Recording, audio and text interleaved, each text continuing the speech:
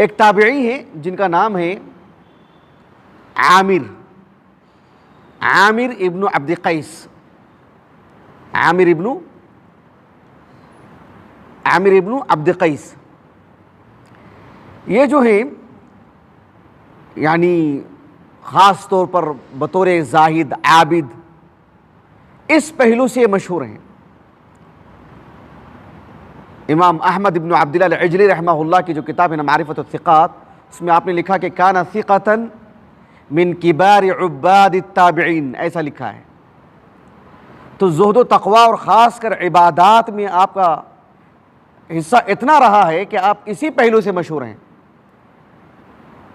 کعب الاحبار رحمہ اللہ نے آپ کو دیکھا تو کہا کہ راہب هذه الامہ، کہا آپ سے متعلق. ایک معروف شخصیت. آپ دیکھیں گے کہ اللہ سبحانہ و تعالیٰ پر ایمان، یقین، اللہ کی باتوں پر، اللہ کے وعدوں پر، اللہ کی ذات پر بھروسہ، اطمینان اپنے مسلمان ہونے پر، جو ہوتا ہے وہ اللہ کی طرف سے ہوتا ہے. یہ جو کیفیت بنتی ہے نا کتاب و سنت کو پڑھنے سے، نیک لوگوں کے صحبت میں اٹھنے بیٹھنے سے، سیرت کو پڑھنے سے، یہ جتنا ایمان بڑھتا ہے نا کیفیت ویسی بدل جاتی ہے. معاشرے میں کچھ ایسے افراد ہوتے ہیں، ہمارے گھرانوں میں، ہمارے اساتذہ میں، ہمارے مسلم معاشرے میں، اللہ پر ایسا ایمان ہوتا ہے کبھی کبھار ہمیں وہ ایک عجیب سی مخلوق نظر آتے ہیں. کیسی باتیں کر دینے، بڑی بڑی باتیں، مطلب اللہ سبحانہ و تعالیٰ پر اتنا ٹھوس ایمان ہوتا ہے، مطلب کوئی چھوٹی موٹی بات نہیں. جب ہم انبیاء کی سیرت پڑھتے ہیں، خصوصاً رسول اللہ کی سیرت پڑھتے ہیں صلی اللہ علیہ وسلم، صحابہ کی اور ان جیسے علماء کی جب سیرت پڑھتے ہیں، صالحین کی سیرت پڑھتے ہیں، واقعتاً لگتا ہے کہ اللہ پر ایمان کی کیا بات ہے. میں جن کا نام میں نے لیا ہے نا، کیا نام بتایا تھا میں؟ عامر ابن عبد قیس، ابو عمرو البصری، 60 سے 70 ہجری کے درمیان جو وفات ہوئی ہے. امام ذہبی رحمہ اللہ نے سیر اعلام النبلاء میں لکھا توفی فی زمن معاویہ، ایسا لکھا آپ نے. معاویہ بن ابی سفیان رضی اللہ عنہ کے دور خلافت میں آپ کی جو ہے مطلب وفات ہوئی ہے.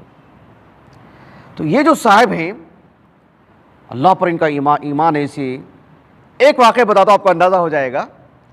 سیر اعلام النبلاء میں ان سے متعلق امام ذہبی نے لکھا ہے رحمہ اللہ، یہ ایک قریے میں رہتے تھے، گھر سے باہر سوتے تھے. آج بھی آپ نے گاؤں وغیرہ میں دیکھا ہوگا، عام بات ہے.